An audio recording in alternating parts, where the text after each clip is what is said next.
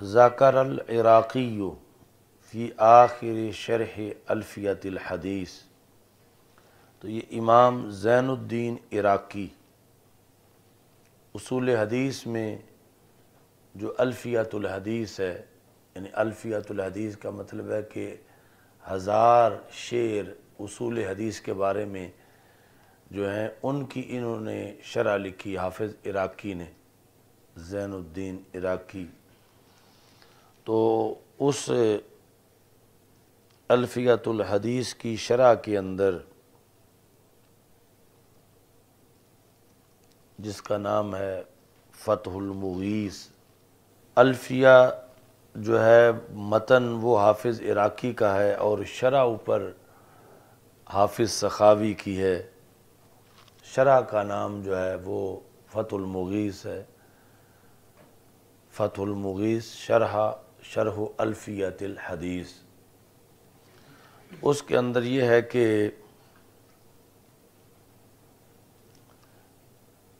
ایک ہے مذہب ابی حنیفہ اور ایک ہے قبیلہ بنو حنیفہ۔ تو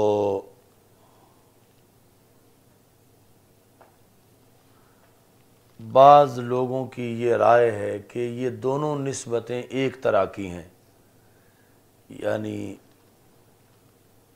خواہ مذہب ابی حنیفہ کی طرف نسبت کرنی ہو یا قبیلہ بنو حنیفہ کی طرف نسبت کرنی ہو تو دونوں جگہ ہی حنفی کہیں گے۔ مذہب ابی حنیفہ ہو یا قبیلہ بو حنیفہ ہو، بنو حنیفہ، حالانکہ یعنی چیزیں جدا جدا ہیں، بنو حنیفہ اور ہیں اور مذہب ابی حنیفہ والے اور ہیں۔ آگے اتفاقاً یہ ہے کہ بنو حنیفہ قبیلے والے بھی مذہب ابی حنیفہ پہ ہوں تو پھر وہ مادہ اجتماعی بن جائے گا، ویسے بنو حنیفہ اور ہیں اور مذہب ابی حنیفہ والے اور ہیں، تو سب جو ہیں ان کو حنفی کہا جاتا ہے ایک قول کے مطابق۔ لیکن اہل حدیث کی ایک جماعت، یعنی اہل حدیث سے مراد یہاں بھی اصحاب حدیث، ماہرین حدیث ہے۔ اچھا جی، ان میں حافظ محمد بن طاہر مقدسی وہ یہ کہتے ہیں یفرقون بینہما، ان دونوں میں فرق کرتے ہیں۔ یہ ہے محمد بن طاہر مقدسی، یفرقون بینہما بزیادت یا ان فی النسبۃ للمذہب، کہ جب مذہب ابی حنیفہ کی نسبت بیان کرنی ہو تو پھر حنیفی کہنا چاہیے، اور بنو حنیفہ کی بات کرنی ہو تو پھر حنفی کہنا چاہیے۔ یعنی حنفی وہ ہوتا ہے جس کا قبیلہ بنو حنیفہ کا ہے، اور حنیفی وہ ہوتا ہے کہ جس کا مسلک مذہب امام ابو حنیفہ والا ہو۔ تو یہ دعویٰ کیا حافظ محمد بن طاہر نے، اور یہ ہے کہ ابن صلاح جو مشہور محدث ہیں عراق کے، بالخصوص یعنی کردی علاقے کے ہیں ابن صلاح، جن کی معرفت علوم الحدیث کتاب ہے، یا اس کو کہتے ہیں مقدمہ ابن صلاح اصول حدیث میں، انہوں نے اس کو رد کیا کہ میں نے کسی نحوی سے حنیفی نہیں سنا، صرف ابو بکر انباری انہوں نے یہ کہا ہے۔ انبار بھی یعنی بغداد شریف کے قریب ضلع ہے اس کا، عراق کا۔ اچھا جی، تو اصل یعنی جو جمہور یہ رائے جو پیش کی گئی حافظ محمد بن طاہر والی، یہ شاذ رائے ہے۔ اصل جمہور جو ہے وہ اس پر ہیں کہ امام اعظم ابو حنیفہ کی طرف جو نسبت ہے وہ حنفی ہے، حنیفی نہیں ہے، اور اس پر قانون ہے کہ یہ جو فعیل ہے یا فعول ہے، فعیل یا فعول، ان کو جب اسم منصوب میں تبدیل کیا جائے، یعنی ان کے ساتھ یا نسبت کی لگائی جائے تو واو بھی حذف ہو جاتا ہے فعول میں اور یا حذف ہو جاتا ہے فعیل میں۔ تو جب یا حذف ہوگا تو پھر حنیفی نہیں ہوگا بلکہ حنفی ہوگا۔ تو اس کا قانون یہ لسان العرب جو امام ابن منظور افریقی کی کتاب ہے لغت کے اندر تفصیلی، اس میں انہوں نے بیان کیا ہے لفظ شنوءہ پر، شنوءہ، شین نون واو آگے حمزہ، یعنی فعول کا وزن محموز اللام سے شنوءہ۔ تو شنوءہ پر انہوں نے یہ لکھا ہے فعولہ مجرا فعیلہ لمشابہتہا ایہا من عدۃ اوجہ، کہ فعولہ یہ اسی قانون کے تحت ہے جس قانون کے تحت فعیلہ ہے۔ اچھا جی، انہوں نے کہا کہ جرت واو شنوءہ مجرا یا حنیفہ۔ شنوءہ کا لفظ جو ہے وہ حدیث شریف میں ہے کہ جس وقت رسول پاک صلی اللہ علیہ وسلم بال جو ہیں وہ بیان کرتے ہیں تو کہتے ہیں کہ ان کے بال یوں نظر آ رہے تھے جس طرح شنوءہ قبیلے کا فرد ہوتا ہے۔ تو شنوءہ یہ لفظ یعنی سیاستہ میں حدیث کے اندر موجود ہے۔ تو شنوءہ سے جو نسبت بنتی ہے یعنی شنوءہ قبیلے والا جس کو کہنا ہو تو وہ نسبت بنتی ہے شانعیٌ، شنوعیٌ نہیں بنتی بلکہ شانعیٌ، واو جو ہے وہ حذف کر دیا جاتا ہے۔ اور یہ ابن منظور نے لکھا کہ شانعیٌ میں شنوءہ کا واو یوں ہی حذف ہوتا ہے جیسے حنفیٌ میں حنیفہ کا یا حذف ہو جاتا ہے، یعنی شنوءہ کی باس میں انہوں نے حنیفہ کی باس کی ہے۔ تو لکھتے ہیں کہ جرت واو شنوءہ مجرا یا حنیفہ فکما قالوا حنفی قیاسا قالوا شانعی قیاسا۔ تو قیاس کے مطابق یعنی جو فعیل یا فعول کی طرف یا نسبت کی لگائی جائے تو پھر فعول کا واو حذف ہو جاتا ہے اور فعیل کا یا حذف ہو جاتا ہے۔ تو اس اصول کے مطابق یعنی امام ابو حنیفہ ہیں تو اصل نسبت میں حنیفہ آئے گا اور حنیفہ فعیلہ ہے، اور فعیلہ جو ہے اس کا یہ قانون ہے کہ جب اس کی طرف یا نسبت کی لگے گی تو پھر وہ پہلا یا جو ہے حنیفہ کے اندر وہ حذف ہو جائے گا اور یہ حنفی بنے گا، حنیفی نہیں بنے گا بلکہ حنفی بنے گا۔ یہ یعنی بہت بڑی کتاب ہے، یعنی لغت کے ماخذ میں سے ہے لسان العرب ابن منظور افریقی کی۔ اس پر پھر مزید جو ہے وہ اگر غور کیا جائے تو رائج جو عربی ہے اس میں یہی قانون ہے۔ مثال کے طور پر ہمارے آقا صلی اللہ علیہ وسلم کے اسماء گرامی میں سے مکی مدنی، تو مدنی جو ہے وہ مدینہ کے ساتھ یا نسبت کی لگائی گئی۔ تو یہ کوئی ایک قول بھی نہیں ہے کہ سرکار دو عالم صلی اللہ علیہ وسلم کو مدینی کہا جاتا ہو، بلکہ مدنی کہا جاتا ہے کہ جب یا نسبت کی لگتی ہے تو فعیلہ کا یا حذف کر دیا جاتا ہے۔ تو ہم پہ اعتراض کرنے والے کہ تمہیں اپنا نام نہیں آتا، تم ہو حنیفی اور کہلاتے حنفی ہو، تو وہ پرلے درجے کے جاہل ہیں کہ جو قانون اور قیاس کے مطابق ہمارا نام حنفی ہی بنتا ہے، جس طرح کے ہزاروں کتابوں کے اندر رسول اکرم صلی اللہ علیہ وسلم کا اسم شریف جو ہے وہ مدنی ہے، مدینی نہیں ہے۔ تو جس قانون کے مطابق مدینہ سے مدنی بنتا ہے، اسی سے حنیفہ سے حنفی بنتا ہے۔ باقی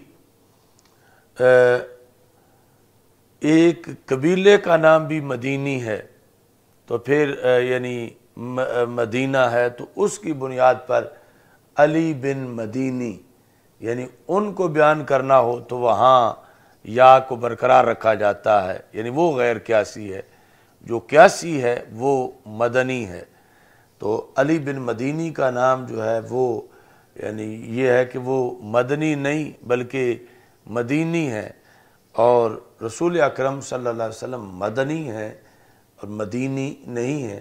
تو یہ جو قیاس کا قانون رائج ہے اس کے مطابق ہمارا نام جو ہے، جس میں ہماری نسبت امام اعظم ابو حنیفہ رحمہ اللہ تعالیٰ کی طرف ہے، تو یہ اس کے عربی لغت کے قانون کے مطابق ہم حنفی ہیں، حنیفی نہیں ہیں۔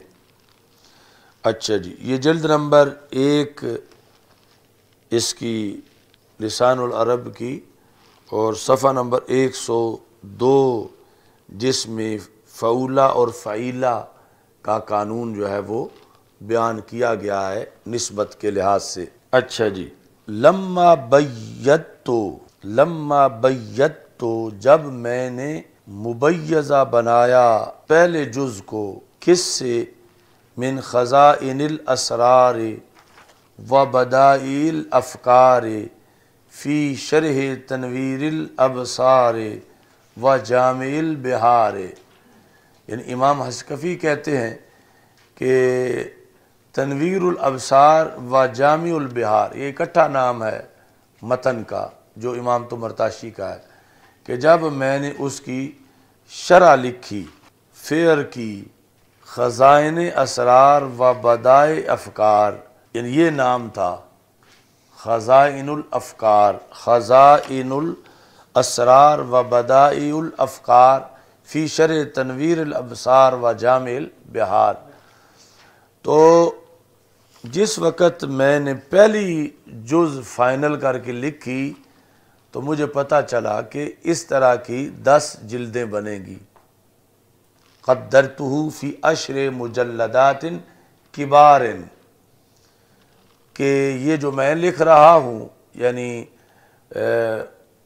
مسودہ تو مکمل ہو چکا ہے، تو اگر فیر کر کے لکھوں گا ایک جلد جو لکھی ہے تو اس طرح کی 9 اور بنے گی۔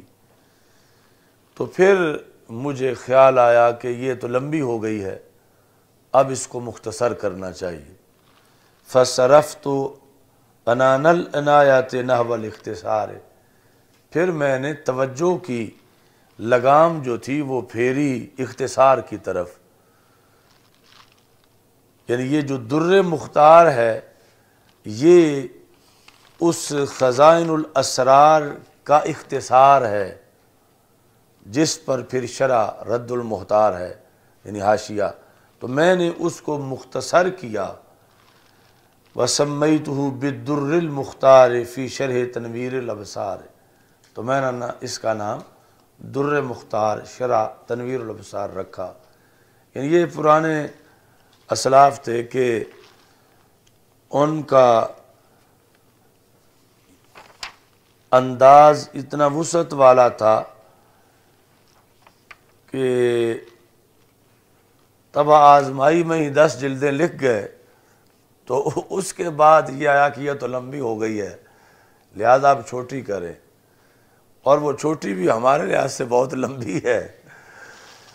اچھا جی، تو الذی فاقہ یہ صفت ہے تنویر الابصار کی، جو متن ہے امام طمرطاشی کا، کہ وہ تنویر الابصار فاقہ جس نے فوقیت حاصل کی، کتب ھذا الفن اس فن کی کتابوں پر، یعنی فقہ کی کتابوں پر جو فوقیت حاصل کر چکی ہے تنویر الابصار، تو میں اس کی مختصر شرح در مختار جو ہے وہ لکھوں۔ اچھا جی، اس کی فوقیت فقہ کی کتابوں پر کس لحاظ سے ہے؟ فی الضبط والتصحیح والاختصار، کہ عام فقہی کتابوں کے مقابلے میں جو عام متون ہیں اس میں ضبط زیادہ ہے، تصحیح مسائل کی زیادہ ہے، یعنی اصل ماخذ سے، اور تیسرے نمبر پر یہ عام متون کے لحاظ سے مختصر بھی ہے۔ کون؟ تنویر الابصار۔ اچھا جی، وَلَعَمْرِي، مجھے میری عمر کی قسم، لَقَدْ أَضْحَتْ رَوْضَةُ هَذَا الْعِلْمِ بِهِ مُفَتَّحَةَ الْأَزْهَارِ، ہو گیا ہے باغ اس علم کا، فقہ کا باغ جو ہے اس کتاب کی وجہ سے، مفتحۃ الازہار، کہ اس کی کلیاں کھل گئی ہیں، یعنی پھول جب تک بند ہوتا ہے اس طرح وہ کلی ہے تو پھر کھلتا ہے، تو ازہار یعنی اس علم فقہ کی کلیاں بند تھیں، دیدار خوشبو اور رنگت کا نہیں ہو رہا تھا، تو اس کے ذریعے فقہ یعنی فقہ حنفی کی کلیاں جو ہیں وہ کھلی ہیں۔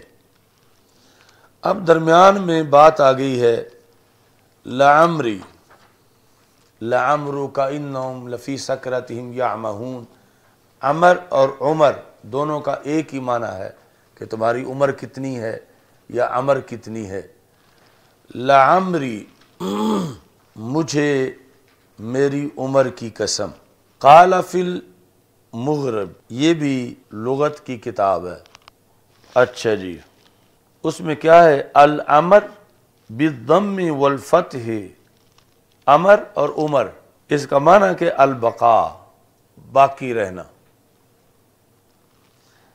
الا ان الفتح غالب فی القسم، ہاں یہ ہے کہ جب قسم اٹھانی ہو کسی کی عمر کی تو وہاں عمر نہیں بولتے، عمر بولتے ہیں، جس طرح قرآن مجید میں اللہ عمرو کا، محبوب مجھے آپ کی عمر کی قسم، تو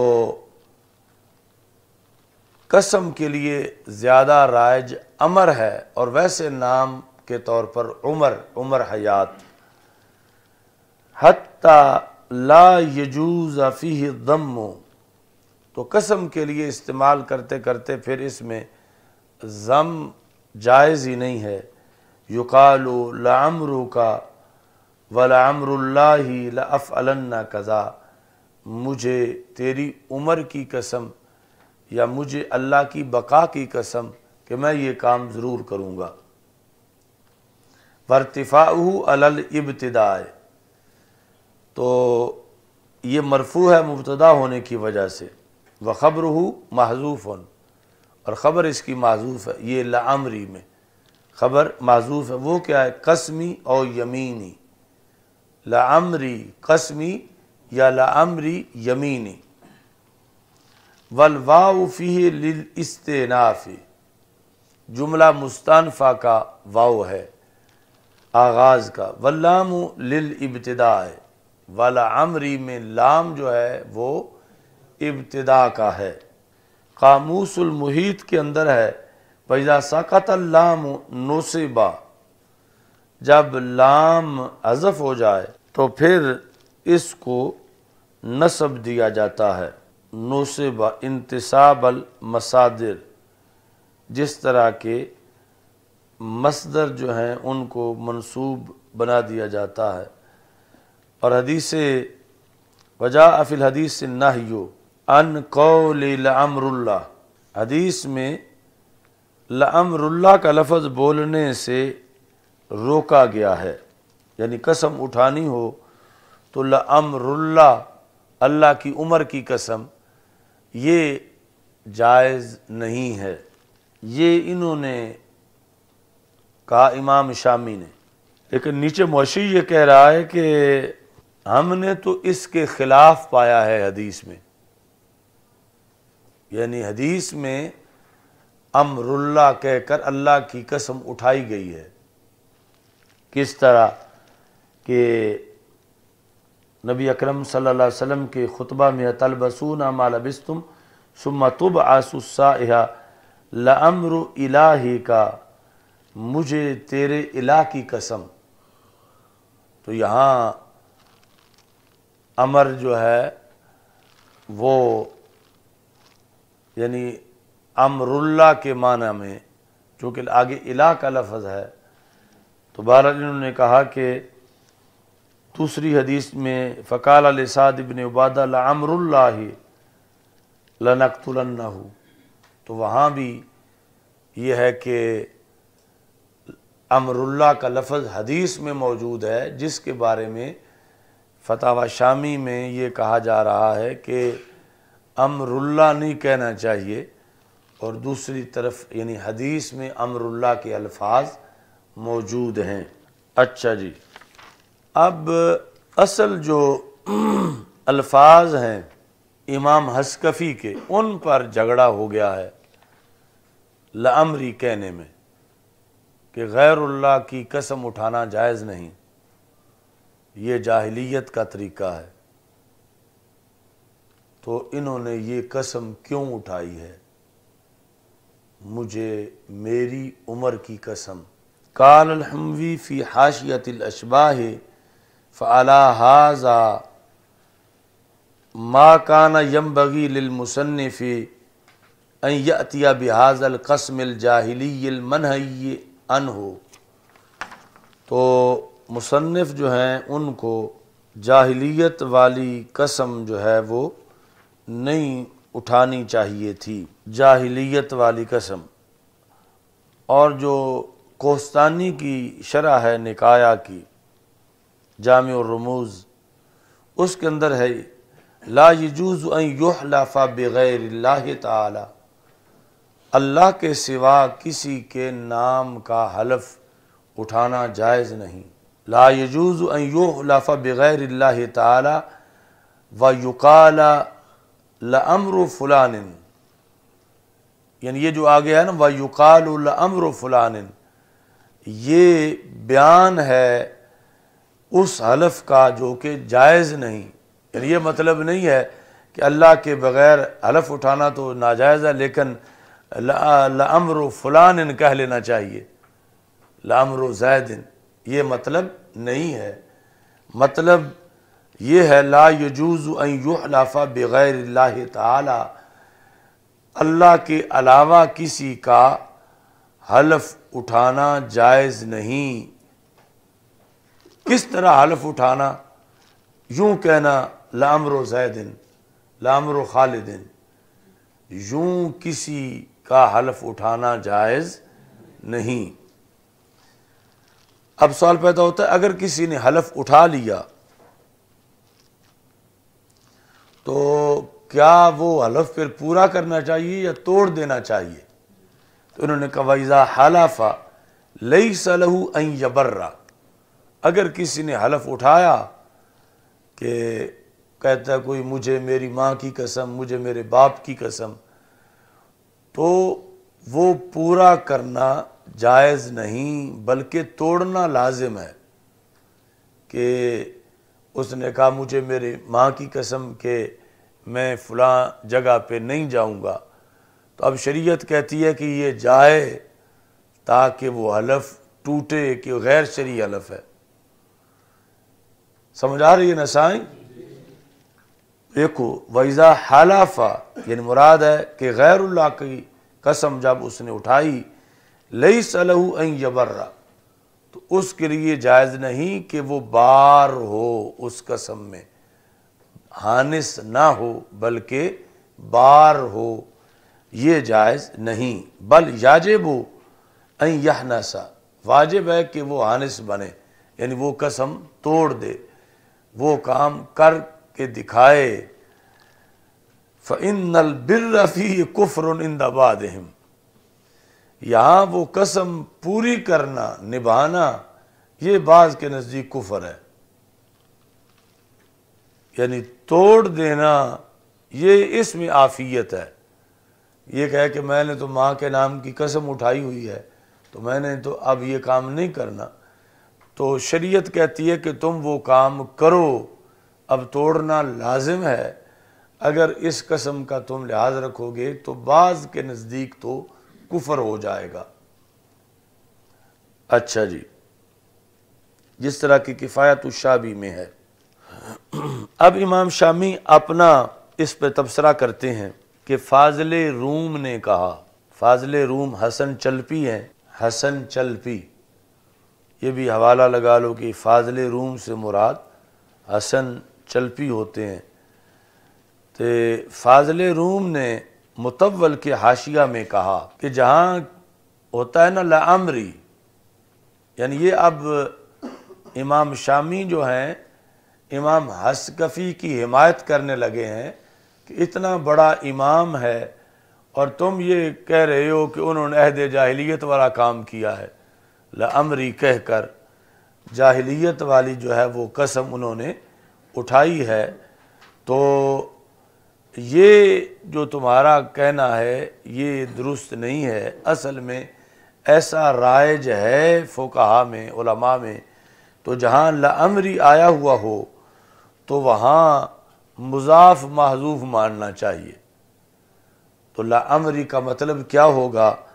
لواہب امری، مجھے میری عمر دینے والے رب کی قسم، لواہب امری، مضاف محذوف مان کے بچ جائیں اس جاہلیت والے طعنے سے یا کفر سے۔ تو لعمری کا مطلب ہے لواہب امری، مضاف اصل میں محذوف ہے۔ اچھا جی، اب نتیجہ جا کے آخر میں نکلے گا، ابھی کئی نشیب و فراز رستے میں آئیں گے۔ اچھا جی، تو یمکن ان یحمل علی حذف المضاف اے لواہب امری وکذالک وکذا امثالہ، اور ایسے ہی اور بھی کچھ قسمیں ہیں، مما اقسم فیہ بغیر اللہ، جن میں غیر اللہ کی قسمیں اٹھائی گئیں، وہاں بھی یہی تعویل کی جائے گی۔ کون سی تعویل؟ واحد والی جو کی ہے تو وہ تعویل کی جائے گی۔ مثال کے طور پر اللہ کا فرمانا والشمس وضحاها، ایسے ہی واللیل میں، والقمر میں، اور اس کی مثل تو والشمس یہ سورج کی قسم نہیں، اصل ہے ورب الشمس، سورج کے رب کی قسم، ورب اللیل، رات کے رب کی قسم، ورب القمر، اور قمر کے رب کی قسم، اور اس طرح کی جو دیگر ہیں۔ اب اس میں یہ ہے کہ یہ پھر فرق کرنا پڑے گا کہ ایک جاہل بندہ جو اس حقیقت سے واقف ہی نہیں اور وہ اس ارادے سے قسم اٹھا رہا ہے کہ اپنی امی کی تعظیم کے پیش نظر کہ مجھے میری ماں کی قسم، یہ اور امام حسکفی جیسے لوگوں کا لعمری کہنا، اس میں فرق کرنا پڑے گا کہ یعنی انہوں نے لعمری کہا، یقیناً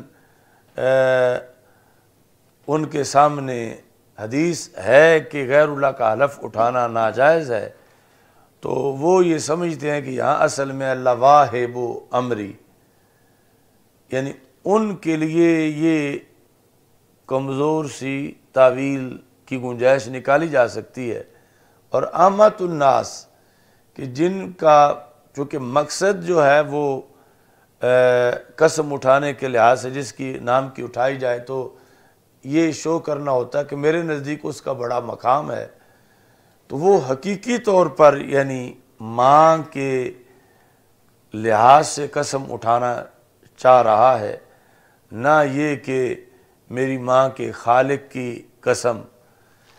تو مطلب یہ ہے کہ عوام کو روکنا چاہیے غیر اللہ کی قسم اٹھانے پر، نہ کہ ان کے لیے یہ تعویل کا دروازہ کھولنا چاہیے کہ یہاں چلو جیسا بھی اس نے کہہ دیا ہے مضاف معذوف مان لو۔ تو چونکہ علم کلام میں جو مسائل کفر کے لحاظ سے چلتے ہیں تو وہاں پر ایسی تعویل سے روکا گیا ہے۔ مثال کے طور پر ایک بندہ جو ہے لفظ یعنی بولتا ہے جس پر بظاہر کفر کا فتویٰ لگتا ہے، تو مثال کے طور پر کہتا ہے انا اللہ یا انا الرب، معاذ اللہ میں اللہ ہوں، میں رب ہوں، اسے جب ٹوکا جاتا ہے تو وہ کہتا نہیں مضاف معذوف ہے، انا عبد اللہ، انا اللہ کی جگہ اللہ سے پہلے لفظ عبد یا رب سے پہلے لفظ عبد سے پہلے رب سے پہلے لفظ عبد، انا عبد الرب، میں رب کا بندہ ہوں۔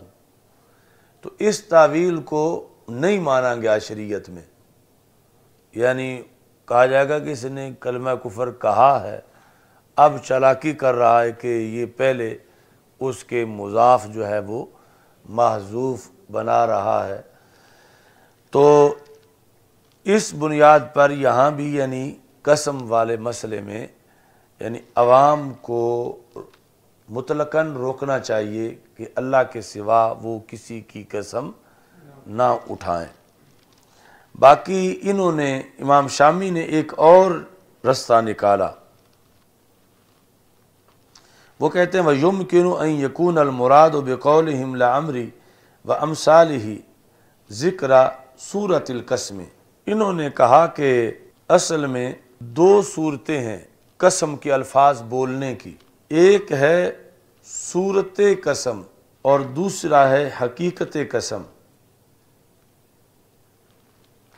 تو مشائخ کے کلام کے اندر جہاں یہ بولا جاتا ہے تو وہ حقیقی طور پر قسم نہیں ہوتا بلکہ صوری طور پر قسم ہوتا ہے، اور گناہ تب بنے جب حقیقی طور پر قسم لی جائے، تو وہ حقیقی قسم نہیں ہے بلکہ مشائخ کے بارے میں جب ہمیں پتہ ہے کہ یہ حدیث تو ان کو بھی آتی ہے کہ لا تحلفوا بغیر اللہ، اور پھر مشائخ محتاط بھی ہیں، عمل بھی کرنے والے ہیں علم پر، تو اس کے باوجود جو انہوں نے بولا ہے وہ شریعت سے بغاوت نہیں کر رہے بلکہ سوری قسم بول رہے ہیں، اور جو حدیث میں منع ہے وہ حقیقی قسم سے ہے، سوری قسم سے منع نہیں ہے۔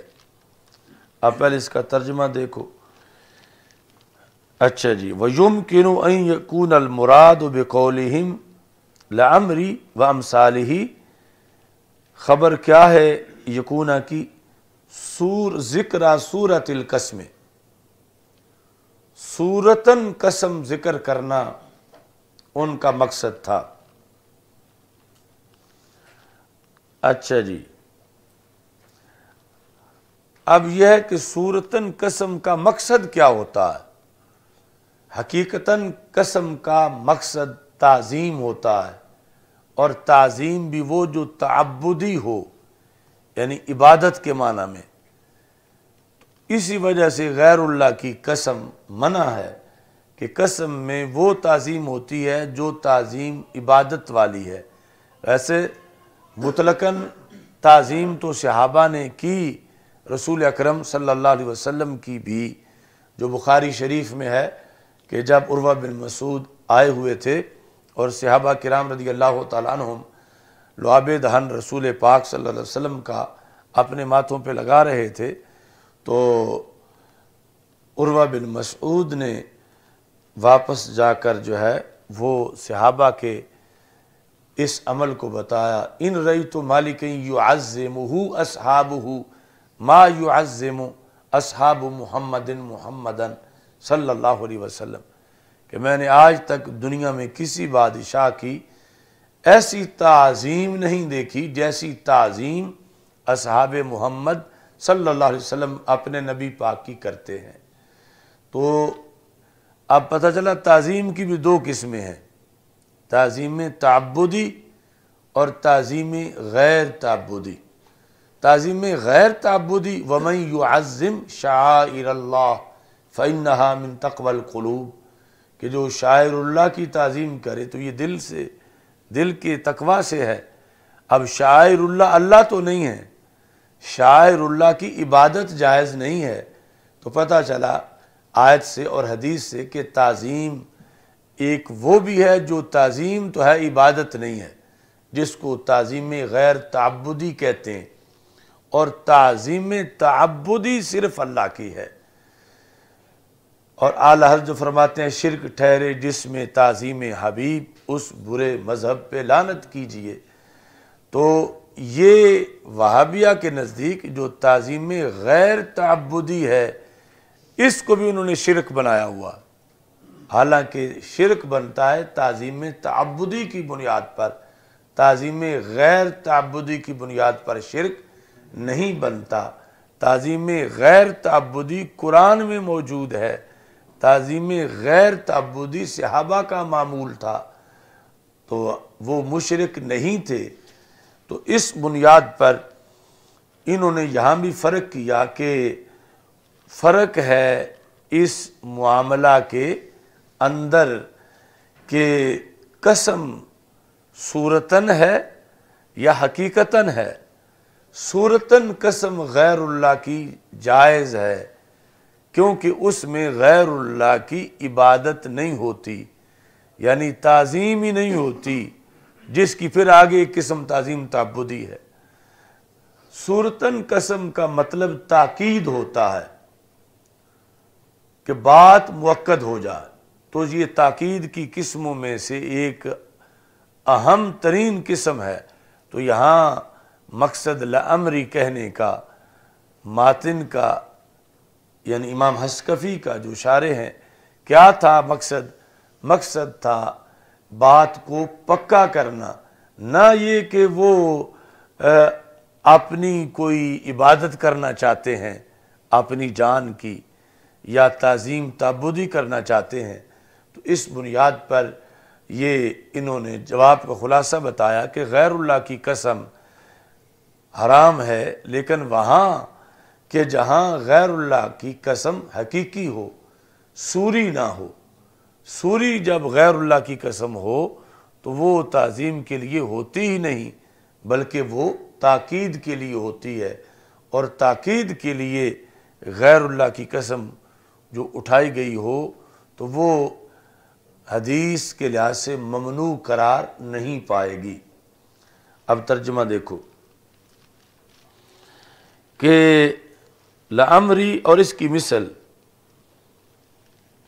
اس میں یمکنو، یعنی یہ انہوں نے دھڑلے سے جواب نہیں دیا کہ ایسے ہی ہے، محض ایک گنجائش نکالی ہے،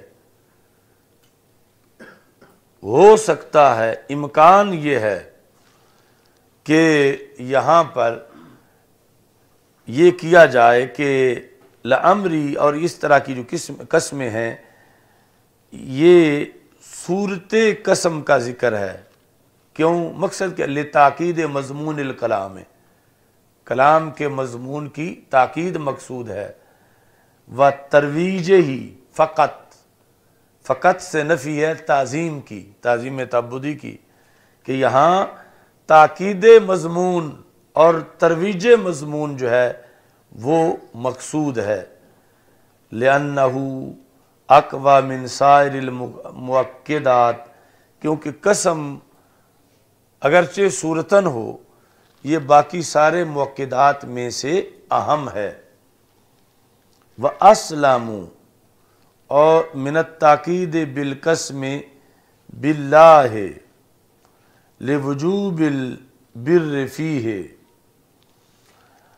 اور یہ اقوم کے اوپر عطف ہے، یہ اسلم ہے کس سے؟ من التاکید بالقسم باللہ، اللہ کے نام کی قسم اٹھانے سے بھی تاکید ہوتی ہے، اللہ کے نام کی قسم اٹھانے سے بھی تاکید ہوتی ہے، اور اس سوری قسم سے بھی تاکید ہوتی ہے، لیکن انہوں نے لامری کہہ کر اللہ کے نام والی قسم نہیں اٹھائی، اور یہ سوری قسم تاکید کے لیے اٹھائی ہے کہ یہ اسلم ہے۔ اسلم ہے کہ جو اللہ کے نام والی قسم ہو وہاں پورا کرنا فرض ہو جاتا ہے تعظیم خداوندی کی وجہ سے، اور اپنے نام والی یا غیر اللہ کے جو نام والی قسم ہے اس میں تاکید والا معنی تو مل جاتا ہے، اور دوسری سلامتی بھی ہوتی ہے کہ اس میں کہ وہ چیز نبھانا فرض یا واجب نہیں بنے گی، چونکہ قسم اٹھائی تو گئی ہے مگر صورتاً قسم ہے، وہ شرعی یمین نہیں ہے۔ مطلب ہے ایک قسم کا بچاؤ بھی ہو جائے گا اور تاکید بھی ہو جائے گی۔ تو اس طرح یعنی یہ قسم کی دو قسمیں ہیں، ایک ہے صورتاً قسم، دوسری ہے یمین شرعی۔ تو اگرچہ تاکید دونوں کے اندر ہی ہوتی ہے اور ظاہر ہے کہ یمین شرعی میں مزید تاکید ہوگی، لیکن جو صورتاً قسم کے اندر تاکید ہے یہ یہاں پر تاکید کا مضمون مل جانے کے باوجود قسم اٹھانے والے پر وہ بات نبھانا نہ واجب ہوگا نہ فرض ہوگا، جبکہ یمین شرعی کی صورت میں فرض واجب ہوگا اور وہاں توڑنا حرام ہوگا کہ ہانس بن جائے گا۔ اچھا جی، وَلَيْسَ الْغَرْضُ الْيَمِينَ الشَّرِيَّةِ، یہ اس سوری قسم کے مقابلے میں جو غیر سوری قسم ہے جس کا نام ہم حقیقی قسم لے رہے ہیں یا یمین شرعی، کہ یہ جو مقصد ممکن ہے کہ کہا جائے کہ امام حسکفی نے جو لامری کہا تو یہ صورتاً قسم کے لحاظ سے کہا، یمین شرعی کے طور پر نہیں کہا۔ تو جب صورتاً قسم ہے تو اس بنیاد پر جو حدیث میں گرفت کی گئی ہے غیر اللہ کی قسم اٹھانے سے، یہ اس سے بچانے کا ایک رستہ ہے کہ یہ اگر انہوں نے یمین شرعی اٹھائی ہوتی تو پھر ممنوع کام کیا ہوتا۔ انہوں نے یمین شرعی نہیں اٹھائی بلکہ صورتاً قسم اٹھائی ہے، جو کہ تعظیم کے لیے ہوتی نہیں ہے بلکہ تاکید کے لیے ہوتی ہے، جبکہ یمین شرعی جو ہے وہ تعظیم کے لیے بھی ہوتی ہے اور تاکید کے لیے بھی ہوتی ہے، اور زمین جو سوری ہے، سوری قسم، اس کے اندر نبھانا واجب فرض نہیں ہوتا، جبکہ جو حقیقی قسم ہے یمین شرعی وہاں پر اس بات کو نبھانا فرض ہوتا ہے۔ اچھا جی، وَلَيْسَ الْغَرْضُ الْيَمِينَ الشَّرِيَّةِ خبر ہے لیسا کی، وَتَشْبِيهَ غَيْرِ اللَّهِ تَعَالَى بِهِ فِي التَّعْظِيمِ، اور نہ یہ مقصد ہے کہ تعظیم میں غیر اللہ کو اللہ کے ساتھ ملایا جائے، لامری کہہ کر کہ اپنے آپ کو مصنف تعظیم میں اللہ کے ہم پلہ بتانا چاہتا ہے، یہ مقصد نہیں ہے۔ حتیٰ یہ منفی کے اوپر تفریح ہے، منفی کے اوپر یہ فرق تو تمہیں آتا ہی ہوگا کہ ایک تفریح ہوتی ہے نفی پر اور ایک ہوتی ہے منفی پر، تو یہ حتیٰ تفریح ہے منفی پر کہ اگر مصنف کا مقصد غیر اللہ کی تعظیم ہوتا تو پھر اس پہ اعتراض ہوتا، یہاں نہیں ہے مقصد تعظیم، یہ نفی ہے۔ منفی کیا ہے کہ مقصد تعظیم ہونا، منفی کے اوپر تفریح مرتب کی جا رہی حتیٰ سے کہ اگر مقصد غیر اللہ کی تعظیم ہوتا تو پھر حدیث سے مذمت کی جاتی مصنف کی کہ حدیث میں تو منع کیا گیا ہے اور یہ اس طرح کہہ رہے ہیں، تو یہاں ان کا مقصد تعظیم نہیں ہے، تاکید ہے۔ اگر مقصد تعظیم ہوتا تو پھر واقعی قابل اعتراض بات تھی، لیکن یہاں مقصد تعظیم نہیں ہے۔ وَتَشْبِيهَ غَيْرِ اللَّهِ تَعَالَى بِهِ فِي التَّعْظِيمِ، حتیٰ اگر ہوتا مقصد غیر اللہ کو اللہ کے ساتھ تعظیم میں ملانے کا، یہاں تک کہ وارد ہوتا اس قائل پر کہ بے شک اللہ کے نام کے علاوہ قسم اٹھانا اور اللہ کی صفات کے علاوہ قسم اٹھانا یہ مکروہ ہے۔ نام کے علاوہ یا اللہ کی صفات کے علاوہ کسی کی قسم اٹھانا یہ مکروہ ہے۔ پھر اعتراض ہوتا، اور وہ بھی مکروہ والا، لیکن اب مکروہ والا اعتراض بھی کیوں نہیں ہے؟ یہ قسم سوری ہے، یمین شرعی نہیں ہے۔